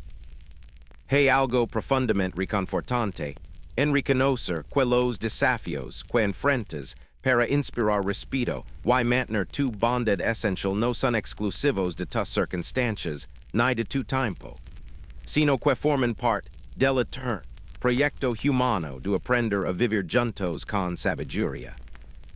A medida que la noche se asienta con mayor plenitud sobre este vasto territorio intelectual, suavizando las distinciones entre las diferentes regiones y creando una sensación de pacífica unidad, se empieza a percibir como todas estas diversas herramientas y perspectivas avanzan hacia algo aún más integrado.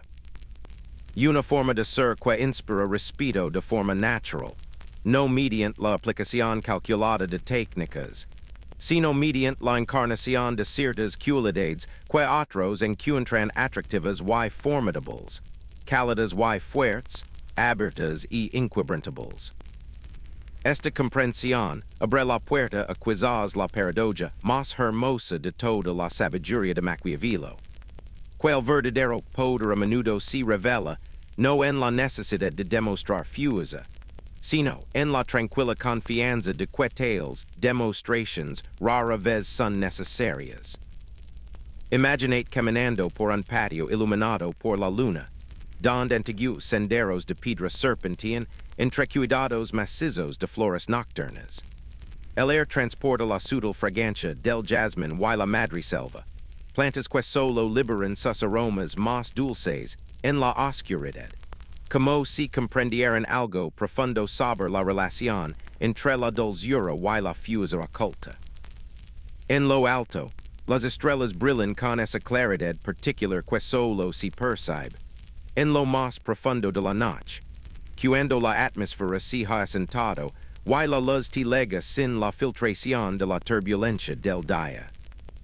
En este apacible entorno, uno podría imaginarse encontrándose con el equivalente moderno del principio de Maquiavelo, no un gobernante de territorios y adjacentes, sino alguien que domina el arte de navegar por los complejos territorios sociales que todos debemos recorrer, las jerarquías laborales, la dinámica familiar, las amistades, las relaciones y las comunidades que conforman el panorama de la vida contemporánea. Este principio moderno no posee autoridad formal sobre los demás, pero de alguna manera impone un respeto que hace que los demás se sientan naturalmente inclinados a tratarlo con consideración y cuidado. Lo que distingue a esta persona no es una cualidad única, sino la integración perfecta de características aparentemente opuestas. Posee lo que podríamos llamar una fortaleza sutil, la capacidad de ser profundamente amable sin ser débil, de establecer límites claros sin ser duro, de discrepar sin ser desagradable. Cuando alguien la trata con falta de respeto, no responde con una reacción inmediata, sino con una especie de pausa reflexiva que pers ralentizar el tiempo. Creando espacio para que la sabiduría surja naturalmente de la situación. Quizás te hayas topado con alguien así en tu vida, alguien cuya presencia, de alguna manera, eleva la calidad de las interacciones a su alrededor. No exigen atención, pero cuando hablan los demás escuchan. No evitan el conflicto, pero de alguna manera parecen transformar las posibles confrontaciones en oportunidades para una comprensión más profunda. Cuando otros reaccionan, se mantienen centrados. Cuando otros están a la defensiva, mantienen la curiosidad. Cuando otros escalan, tienen la misteriosa capacidad de generar como sin suprimir la energía de quienes los rodean. Esta cualidad no es algo que se pueda fingir ni actuar. Surge naturalmente de la profunda integración de todos los principios que hemos estado explorando juntos. El principio moderno entiende que cada interacción social es una oportunidad para construir o erosionar su reputación de ser alguien digno de respeto, alguien cuyos límites merecen consideración, alguien cuya presencia aporta valor en lugar de estrés a cualquier reunión. Pero esta comprensión no lo es calculador ni manipulador. Al contrario, lo es más auténtico, más capaz de responder desde su sabiduría más profunda en lugar de dejarse levar por sus impulsos inmediatos. El air nocturno se me suavemente por el patio, susurrando las joyas de las enredaderas que se han fortalecido al aprender a encontrar soporte sin perder su esencia. Hay algo profundo en esta imagen. La forma en que estas plantas alcanzan alturas extraordinarias no volviéndose rígidas como los árboles, sino manteniéndose flexibles mientras desarrollan un sentido infalible de lo que puede sostener su crecimiento y lo que podría hacerles caer. Esta es quizás la metáfora perfecta de la integración difusa y adaptabilidad que caracteriza al principio moderno. Quizás reconozcas esta cualidad en tus momentos de mayor efectividad, momentos en los que logras manejar situaciones difíciles con una firmeza y gracia que te sorprendió incluso a ti. En esos momentos, no seguías una estrategia ni aplicabas una técnica. Simplemente eras la versión más completa de ti mismo, accediendo a recursos de sabiduría y fortaleza que siempre están disponibles, pero no siempre accesibles cuando te dejas levar por patrones de comportamiento reactivos. El principio moderno ha aprendido a vivir principalmente desde este estado integrado, donde verdad la compasión no son fuses opuestas, sino aspectos complementarios de un enfoque maduro de las relaciones humanas. Entienden que la amabilidad sin límites eventualmente se vuelve facilitadora, así como la fuerza sin calidez eventualmente se convierte en aislamiento. El arte reside en encontrar el equilibrio dinámico, la capacidad de ser suave cuando la suavidad es útil y firme cuando la firmeza es necesaria, siempre guiados por una sabiduría más profunda sobre lo que mejor servirá a la salud a largo plazo de sus relaciones y a su propia integridad. Curiosamente, esta integración crea lo que podríamos llamar un efecto disuasorio, no mediante la intimidación o el miedo, sino simplemente reconociendo que esta persona no es un blanco fácil para la manipulación, la falta de respeto o la explotación. Ha desarrollado lo que podría describirse como una especie de sistema inmunitario social, la capacidad de reconocer y responder adecuadamente a diversas formas de presión psicológica o de poner, aprueba los límites sin perder su calidez esencial ni ponerse a la defensiva. Esto no significa que nunca experimente conflictos ni dificultades en sus relaciones. Más bien, significa que han aprendido a abordar el conflicto como información en lugar de como una amenaza, como una oportunidad para aclarar límites y profundizar la comprensión, en lugar de como evidencia de que algo salió mal. Han desarrollado la capacidad de mantener la curiosidad, incluso cuando otros intentan ponerlos a la defensiva. De permanecer abiertos incluso cuando otros intentan silenciarlos. Las estrellas en lo alto parecen latir suavemente con su luz ancestral, cada una conservando su brillo individual a la vez que contribuye al patrón general del cielo nocturno. Hay algo profundamente reconfortante en esta imagen. La forma en que cada punto de las manchas su posición con serena dignidad, mientras participa en algo mucho más grande que sí mismo. Esto es quizás lo que representa el principio moderno plenamente integrado. Alguien que ha aprendido a mantener su integridad individual a la vez que contribuye a la armonía general de la comunidad de la que forma parte. Quizás lo más hermoso es que esta integración revela la sabiduría suprema del enfoque de Maquiavelo sobre el respeto y las relaciones. El objetivo nunca fue dominar a los demás ni ganar todas las confrontaciones, sino crear conditions donde la confrontación se vuelva cada vez más innecesaria. El principio moderno inspira respeto no mediante la frecuente demostración de poder, sino mediante la constante personificación de cualidades que otros encuentran atractivas y formidables. Fiabilidad, claridad, calidez combinada confusa, la capacidad de ser a la vez santuario y montaña. A medida que estos diversos hilos de comprensión se entrelazan en la apacible oscuridad de este espacio contemplativo, podrán notar como el valle que hemos recorrido juntos revela una profunda verdad sobre la naturaleza humana.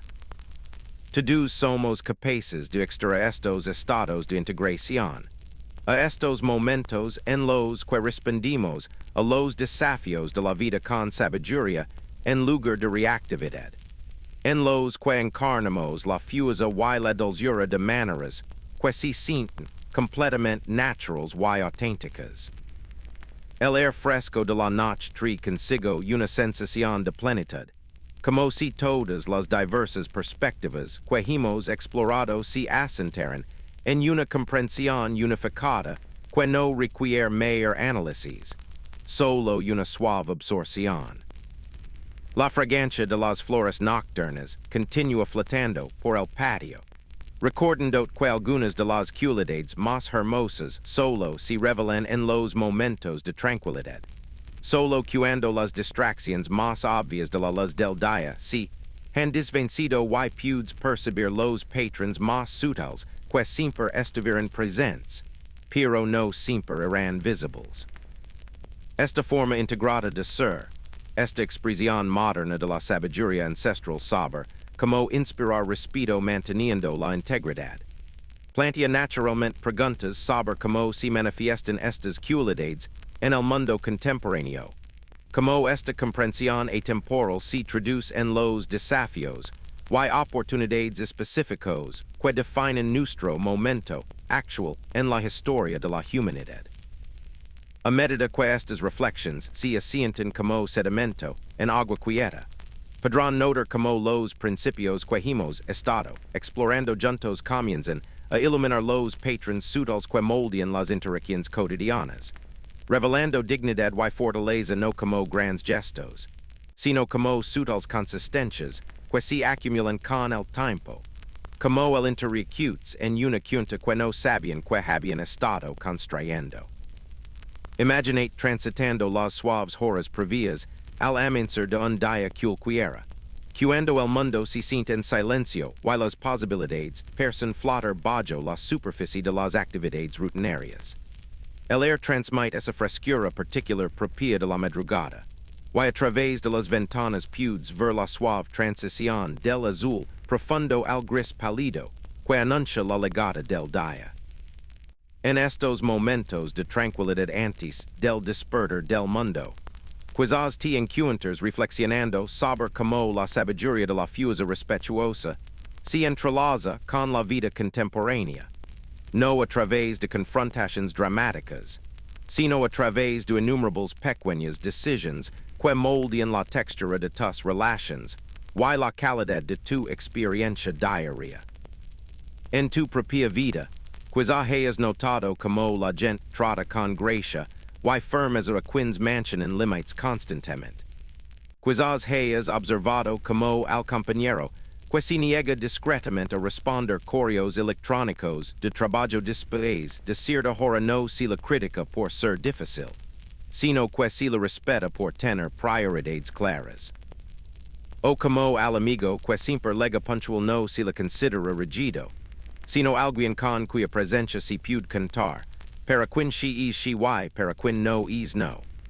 Estas no son personas que hacen alar de sus estándares, sino que los encarnan con tanta naturalidad que los demás adaptan su comportamiento a ellos, casi sin pensarlo conscientemente.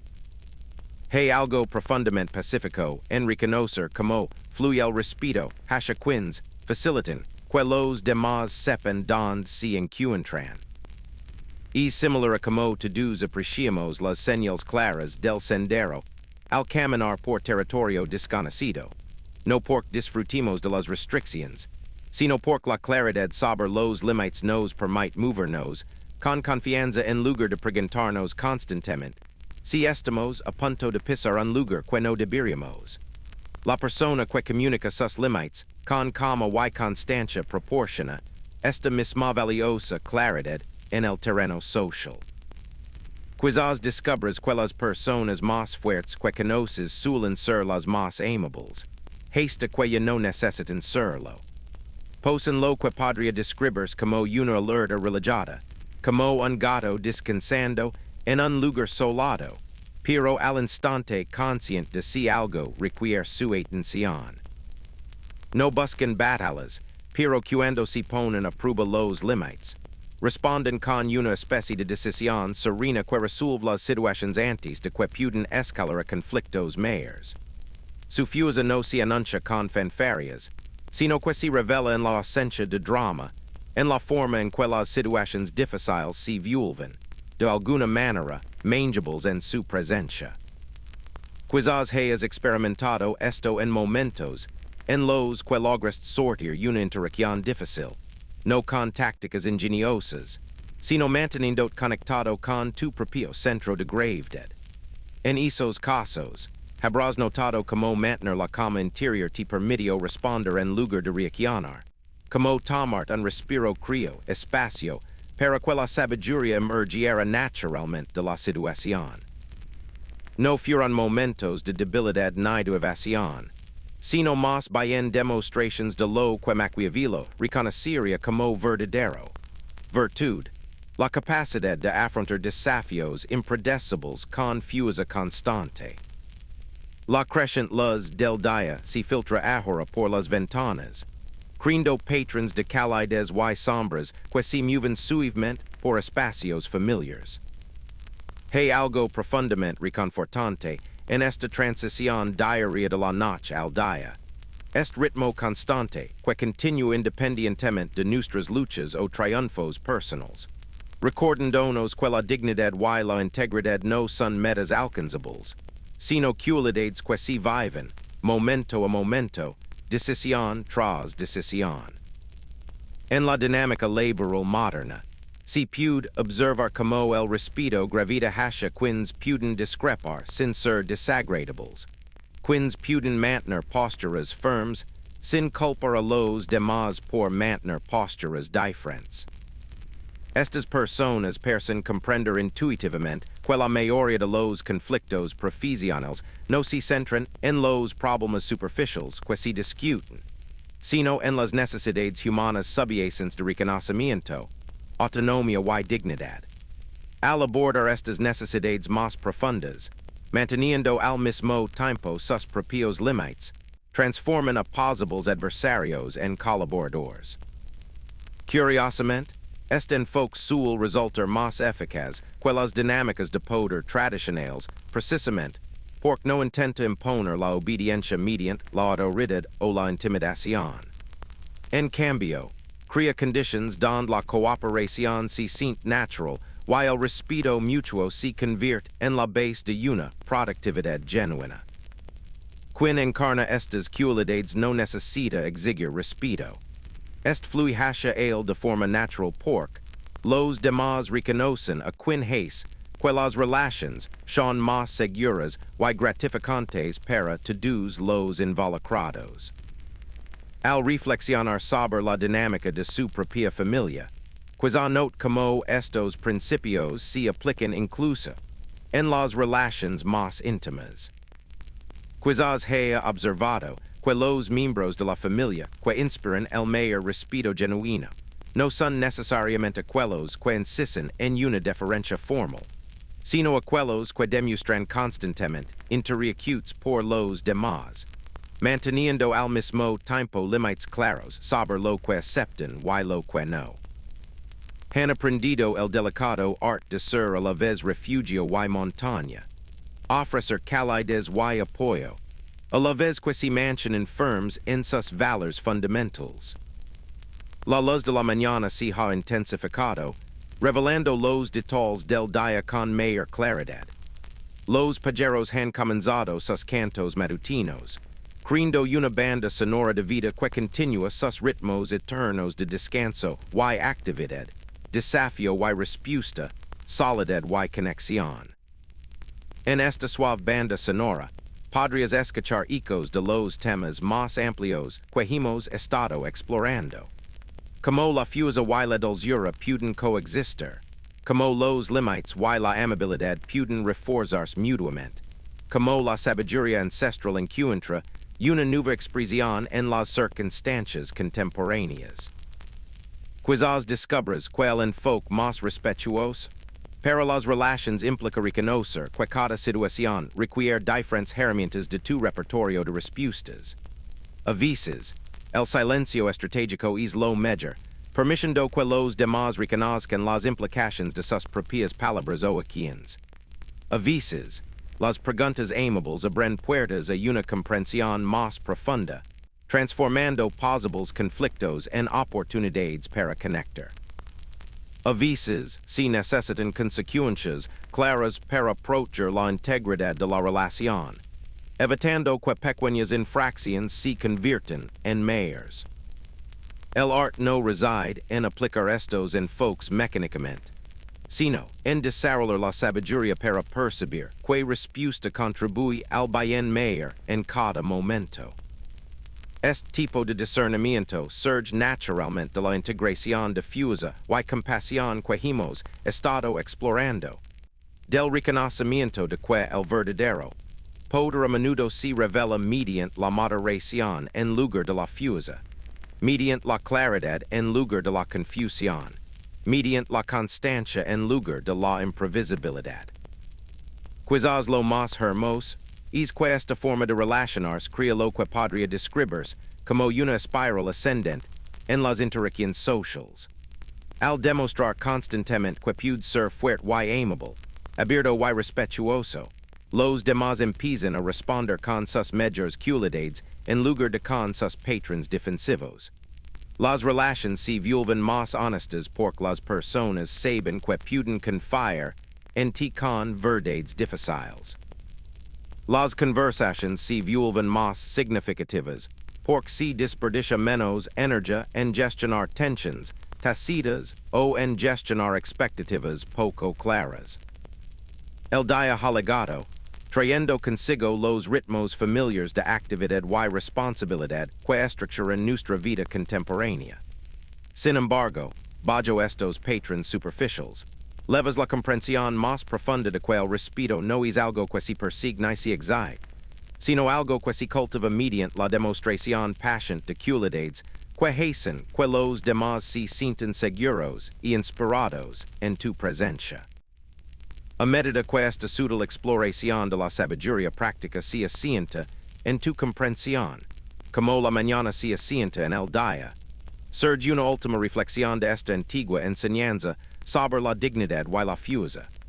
Quizás el reconocimiento más profundo de todos, sobre lo que realmente significa vivir con integridad en un mundo que a menudo parece recompensar por completo otras cualidades.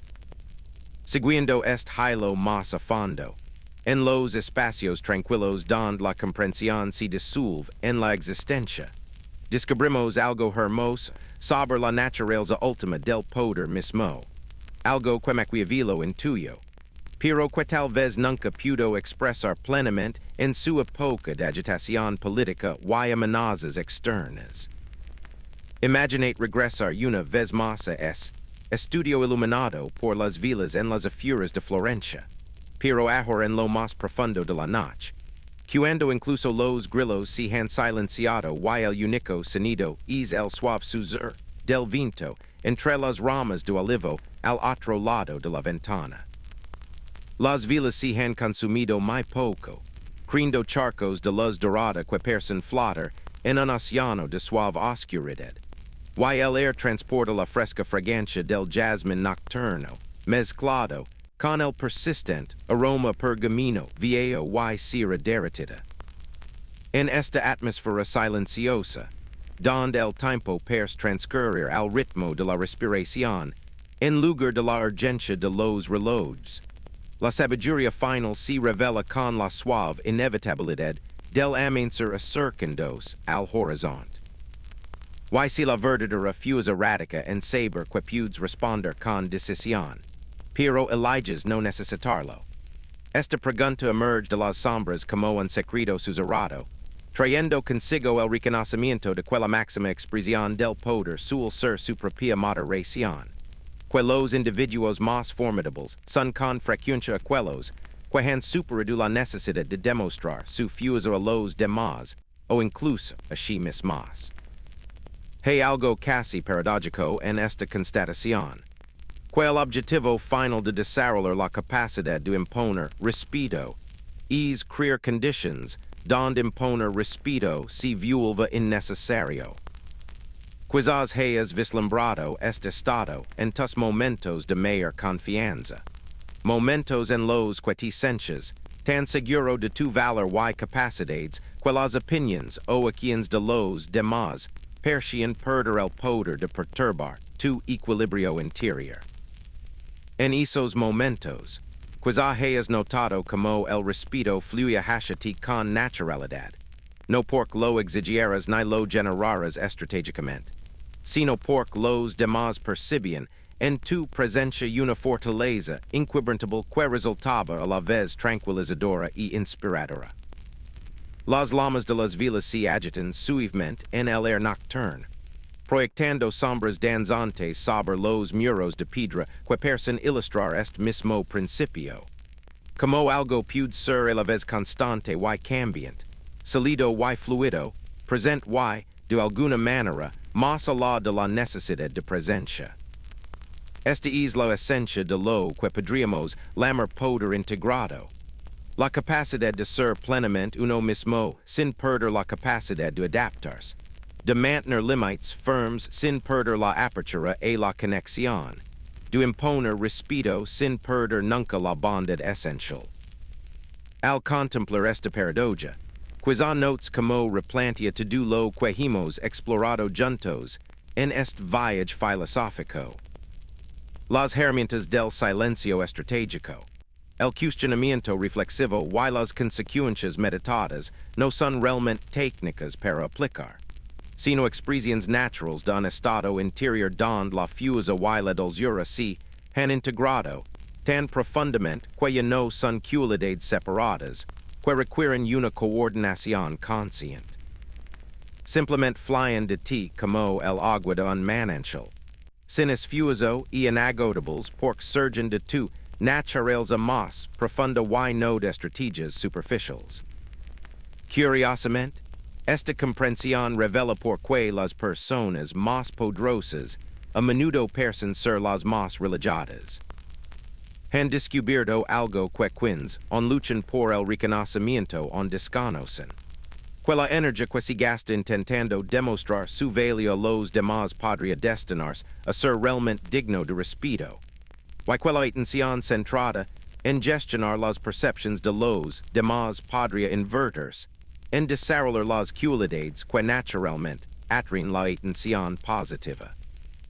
La noche se ha profundizado aún más, y a través de la ventana si puden ver las estrellas que comienzan a emerger con esa claridad cristalina que solo se alcanza en las horas más oscuras, cuando el cielo se convierte en un vasto campo de luz que perfora la oscuridad infinita. Cada estrella mansion, su brillo individual mientras participa en constellations, patrons de significado que conectan puntos de las distance en historias que han guiado a viajeros durante milenios. Este despliegue celestial ofrece una metáfora perfecta del tipo de presencia que hemos estado explorando.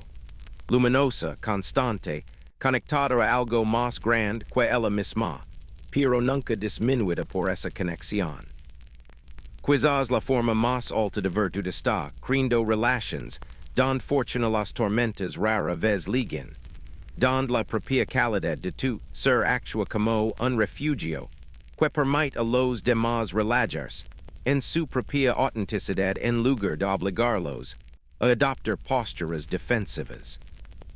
Esto no significa evitar todo conflicto o desafío, sino abordar estos aspectos inevitables de las relaciones humanas desde una perspectiva tan centrada que se convierten en oportunidades para una comprensión más profunda, en lugar de amenazas de las que defenders.